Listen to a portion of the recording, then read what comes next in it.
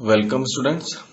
Our today's topic is adjustments in close accounts, in which we will see rectification entry or one adjustment entry, numerical equation part third, and today's numerical equation is profit sharing ratio related equations. Let's start the video.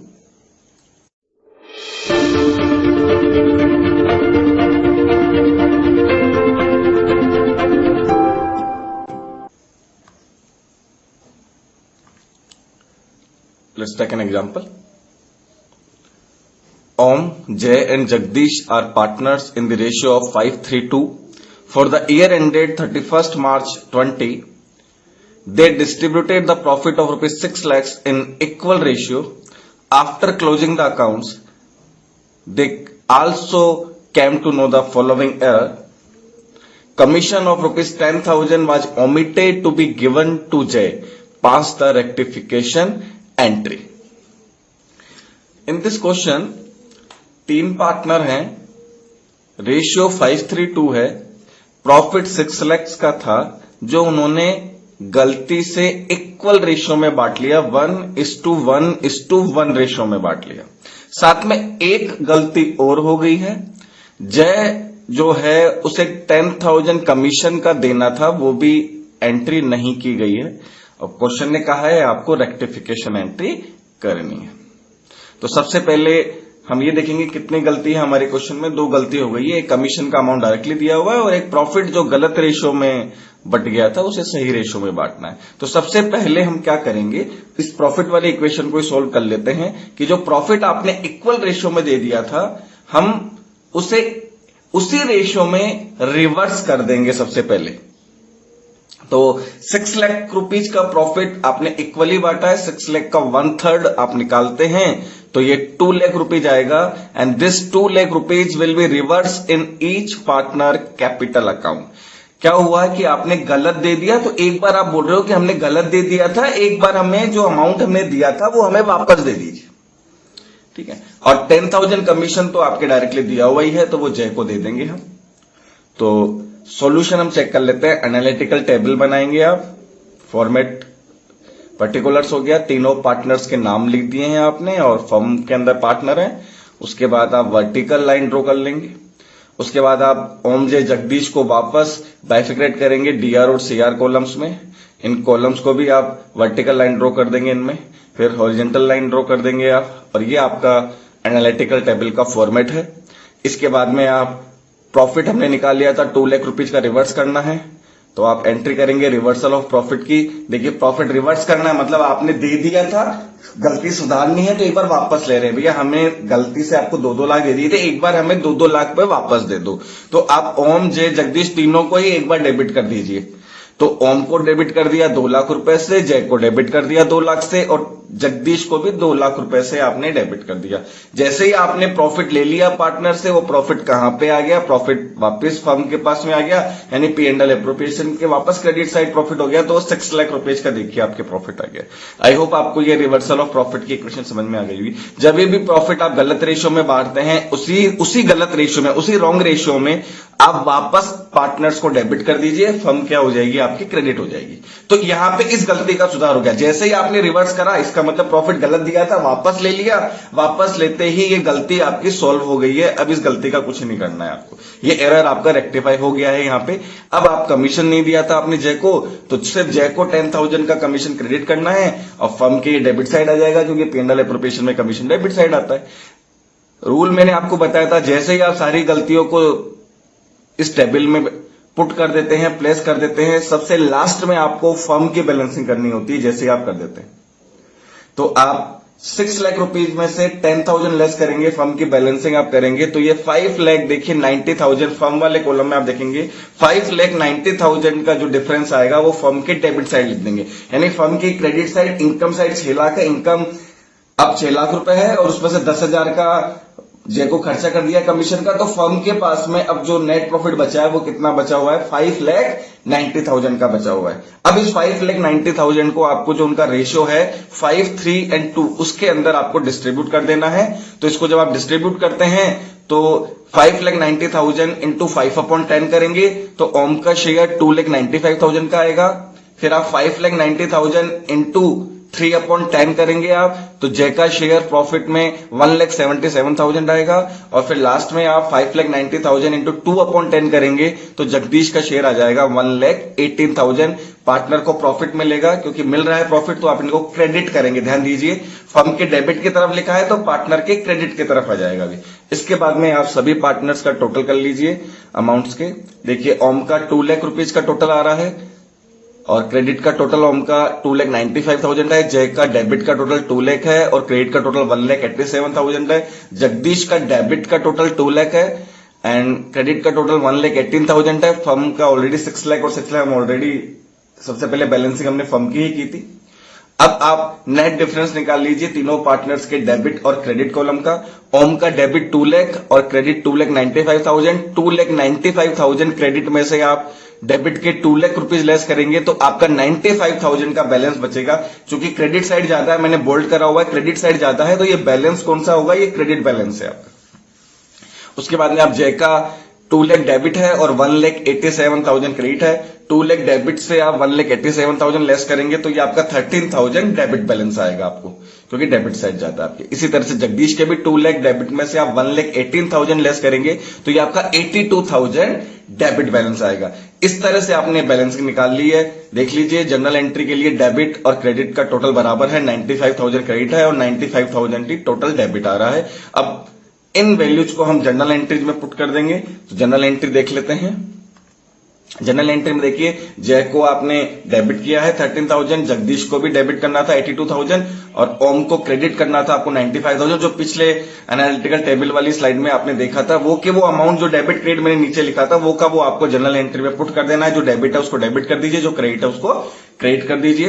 तो Jay's capital account DR, Jagdish capital account DR, to Om's capital account 13,000, 82,000 and 95,000 being adjustment entry done for profit distributed in wrong ratio and omission of commission. ये आपका profit sharing equation थी जिसमें profit wrong ratio में distribute हो गया था, आपने उसे वापस सही रेशियो में डिस्ट्रीब्यूट कर दिया है। चलिए अब नेक्स्ट इक्वेशन ले लेता हूं मैं आपके लिए, जहां पे प्रॉफिट को आपको जो डिस्ट्रीब्यूट करना है वो प्रॉफिट डिस्ट्रीब्यूशन आपको पुरानी डेट से एप्लीकेबल करना है। मतलब आपने जो प्रॉफिट बांटा है वो पिछली कुछ सालों से आपको उस प्रॉफिट रेशियो में चेंज करना है। तो उस इक्वेशन को कैसे करना है, कैसे क्वेश्चन आता है देख लेते हैं। देखिए Om Jay and Jagdish are partners in the ratio 5:3:2 for the year ended 31st March 20 they distributed the profit of rupees 6 lakhs in their profit sharing ratio. After closing the accounts they decided to distribute the profit in equal ratio with effect from last 3 years. With effect from last 3 years the profit of the remaining 2 years were amounted to rupees 3 lakhs and rupees 4,50,000 respectively. Pass the one adjustment entry. देखिए question में क्या था, आपका profit sharing ratio change हो रहा है, वो अब इक्वल हो रहा है। पहले 5:3:2 था, अब इक्वल हो रहा है। आपको प्रॉफिट पिछले 3 सालों से चेंज करना है आपको। अब देखिए इस साल का प्रॉफिट तो आपके दिया हुआ है 6 लाख, वो भी आपने बांट लिया था, लिखा हुआ है line first line they distributed, यानी बांट चुके हैं वो, they distributed the profit of rupees 6 lakh in their profit sharing ratio, यानी वो 5:3:2 में बांट चुके थे। बांटने के बाद उन्होंने डिसाइड किया कि नहीं अब हमारा रेशियो इक्वल होगा और हम पिछले 3 साल यानी 6 लाख करंट ईयर हो गया और उससे पहले 2 साल जो क्वेश्चन में दिया हुआ है 3 lakhs एंड रुपीज 4,50,000, इस तरह से बोला हम जो पास्ट 3 ईयर्स है उन 3 ईयर्स में हमने प्रॉफिट 5:3:2 में बांटा था, लेकिन अब हमें इसको 111 में बांटना है। मतलब प्रॉफिट बांट चुके हो उसको वापस बांटना है आपको 111 में। तो इसका एडजस्टमेंट आप किस तरह से करेंगे, किस तरह से इक्वेशन बनाएंगे, लेट्स चेक द सॉल्यूशन। देखिए सबसे पहले आप टोटल प्रॉफिट निकाल लीजिए, क्योंकि 3 सालों के प्रॉफिट में इंपैक्ट पड़ना है, तो पहले 3 सालों का प्रॉफिट लिख लीजिए। 3 सालों का प्रॉफिट हुआ आपके 3 लाख, 4,50,000 और करंट ईयर का प्रॉफिट दिया हुआ है आपके 6 लाख। टोटल प्रॉफिट जो आप डिस्ट्रीब्यूट कर चुके हो 13,50,000। ये 13,50,000 आपने 5:3:2 में डिस्ट्रीब्यूट कर चुके हो, इसको अब आपको बोल रहा है कि 111 में डिस्ट्रीब्यूट करना है आपको। तो सबसे पहले हम ये देख लेते हैं कि इस 13,50,000 को पार्टनर को जो 3 सालों का ये प्रॉफिट बना है वो 5:3:2 में कितना दिया है आपने। तो देखिए ओम का शेयर जो आता है इस 13,50,000 में 5/10 करेंगे तो ओम को टोटल अब तक 6,75,000 मिल चुके हैं। जय का जो शेयर है वो 13,50,000 इंटू 3/10, जय को अब तक इन 3 सालों में टोटल 4,05,000 मिला है। और जगदीश का जो शेयर है वो 13,50,000 टू 2/10, टोटल 2,70,000, यानी ये हमने अमाउंट निकाल लिया। पार्टनर ने 3 सालों का टोटल जो प्रॉफिट है वो कितना उनके अकाउंट में क्रेडिट हो चुका है। तो ये प्रॉफिट जो उन्होंने क्रेडिट कर चुके हैं आप already, these all these profit now are to be reverse. ये सारे प्रॉफिट आपको रिवर्स करने, क्यों? क्योंकि अब हमें 532 में नहीं बांटना है, हमें इसको 111 में बांटना है। जैसे पिछले क्वेश्चन में था भाई, वहां भी प्रॉफिट अलग रेशियो में बढ़ गया था, तो जिस अलग रेशियो में बटा था हमें उसी रेशियो में वापस ले लेना है। तो हमें ये प्रॉफिट हम बांट चुके हैं, तो अब हमें इस प्रॉफिट को रिवर्स करके फिर उसको 111 में बांटना है। और जब आप 111 यानी इक्वली बांटेंगे तो कितना प्रॉफिट आता है? देखिए 13,50,000 का इक्वल करते हैं, 3 पार्टनर है, 1/3 करते हैं, तो ईच पार्टनर को 4,50,000 will be distributed. Sub partner को 4.5 लाख रुपए हर पार्टनर को क्रेडिट किया जाएगा। तो हमने इक्वेशन बना ली, तीनों का नया जो प्रॉफिट रेशियो है वो इक्वल है, तो 4,50,000 रुपए मिलेगा टोटल, और एक्चुअली जो मिला हुआ है वो 532 के हिसाब से हमने निकाल लिया है। अब हम इक्वेशन को एनालिटिकल टेबल में पुट कर देते हैं। अब इसको जब एनालिटिकल टेबल में पुट किया जाता है तो फॉर्मेट बना लिया है आपने।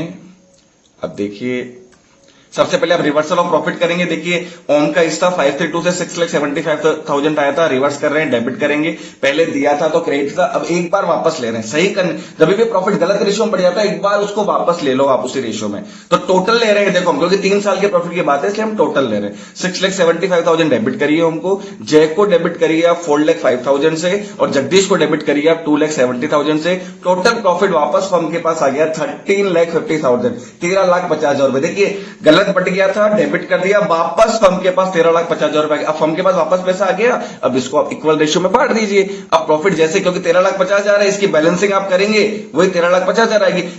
आपकी गलती गलत रेशियो में बांटने की थी जो 532 में था। गलत रेशियो से मेरा मतलब यह है कि अब आपको उस रेशियो में नहीं बांटना है, तो हमें उस चीज को चेंज करना है। तो 13,50,000 रुपए आपने वापस ले लिए, तो अब वापस वही फर्म की बैलेंसिंग करेंगे तो 13,50,000 रुपए आप डेबिट की तरफ लिख देंगे। क्रेडिट 13,50,000 रुपए था, फर्म के डेबिट में लिख देंगे आप 13,50,000 रुपए। अब फर्म के पास पैसा आ गया, फर्म डेबिट हो रही है अब इस बैलेंसिंग से, तो अब आपको पार्टनर्स को क्या कर देना है? क्रेडिट कर देना है। तो आप इसको इक्वल रेशियो में, नया रेशियो था उसके अंदर आप बांटेंगे। ऊपर मैंने निकाल लिया था कि 4,50,000 हर पार्टनर को क्रेडिट किया जाएगा, तो ये 4,50,000 हर पार्टनर को आपने क्रेडिट कर दिया है। अब आप टोटल कर लीजिए। जब आप टोटल करते हैं तो ओम का बैलेंस आता है डेबिट 6,75,000, क्रेडिट बैलेंस आता है 4,50,000, जय का डेबिट बैलेंस आता है 4,05,000, क्रेडिट बैलेंस आता है 4,50,000, जगदीश का डेबिट बैलेंस आता है 2,70,000, क्रेडिट बैलेंस आता है 4,50,000, और फर्म की बैलेंसिंग हम ऑलरेडी पहले कर ही चुके हैं।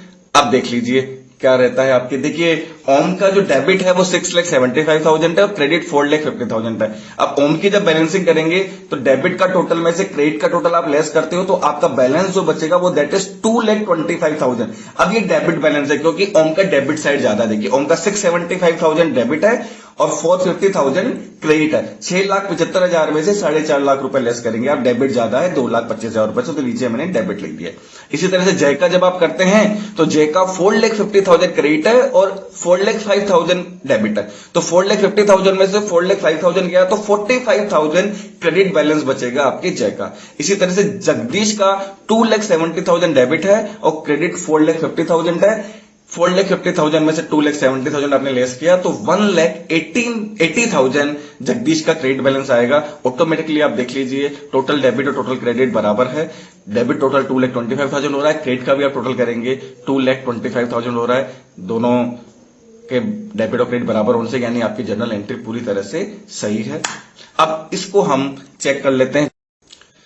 तो देखिए जनरल एंट्री के अंदर भी ओम को हमें डेबिट करना था तो ओम्स कैपिटल अकाउंट लिया 2,25,000, जय को क्रेडिट करना था हमें 45,000 तो टू जयज कैपिटल 45,000, जगदीश को क्रेडिट करना था 1,80,000 to Jagdish capital account 1,80,000। Being adjustment entry done for profit sharing ratio altered from last 3 years profit. सारा सब कुछ जो है वो आपकी एनालिटिकल टेबल पे डिपेंड करता है। फिर जनरल एंट्री मुश्किल से 1 मिनट के अंदर जनरल एंट्री हो जाएगी आपकी, बस आपको एनालिटिकल टेबल को अच्छे से करना होता है। आई होप आज की दोनों इक्वेशंस आपको अच्छे से समझ में आई होगी। Do practice at your home. तो आज की वीडियो में इतना ही लेंगे। Kindly subscribe our YouTube channel that is Saksham Institute for Accountancy and press the bell icon for latest video notification. And if you find this video fruitful for you, do like, comment and share this video to your friends. You can Also like our Facebook page and follow us on Twitter in the name of Saksham Institute for Accountancy. Thank you for watching the video.